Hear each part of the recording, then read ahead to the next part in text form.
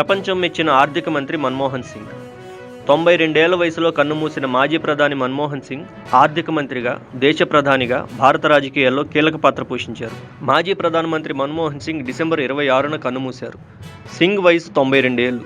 1991 నుంచి 1996 వరకు ప్రధాని నరసింహారావు గారి ప్రభుత్వంలో ఆర్థిక మంత్రిగా 5 ఏళ్లు పనిచేశారు.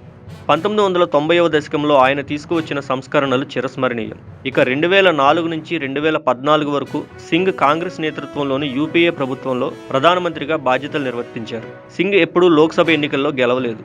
కేంద్ర ఆర్థిక మంత్రి అయిన 4 నెలల తర్వాత 1991 అక్టోబర్లో కాంగ్రెస్ పార్టీ ఆయన్ని తొలిసారి రాజ్యసభకు నామినేట్ చేసింది. రాజ్యసభలో 5 సార్లు అస్సాంకు ప్రాతినిధ్యం వహించిన సింగ్ 2019లో రాజస్థాన్కు మారారు. మాజీ ప్రధాని మన్మోహన్ సింగ్ గురించి 10 ఆసక్తికరమైన విషయాలు తెలుసుకుందాం. రిజర్వ్ బ్యాంక్ ఆఫ్ ఇండియా ఆర్బీఐలో గవర్నర్గా పనిచేసిన 2 మాత్రమే ఇప్పటి వరకు ఆర్థిక మంత్రులయ్యారు. వారిలో ఒకరు మన్మోహన్ సింగ్, మరొకరు సిడి దేశ్ముఖ్.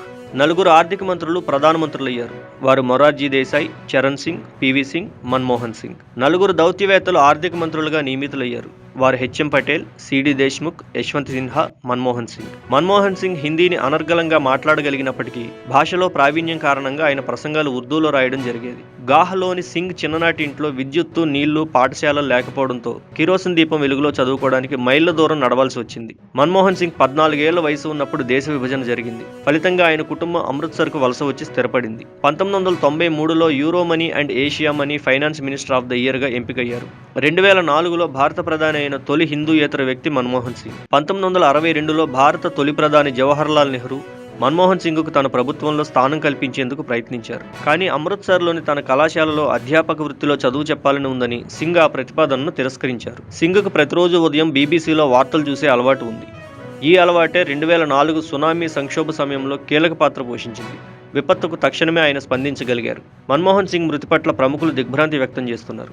ఆయన ఆత్మకు శాంతి చేకూరాలని ట్వీట్లు చేస్తున్నారు. జీవితంలో ఒక మెంటర్ని, ఒక మార్గదర్శిని కోల్పోయాను అని కాంగ్రెస్ సీనియర్ నేత రాహుల్ గాంధీ అన్నారు. మన్మోహన్ సింగ్ జీవితం ఎప్పటికీ స్ఫూర్తిదాయకం అని మరో కాంగ్రెస్ నేత ప్రియాంక గాంధీ ట్వీట్ చేశారు.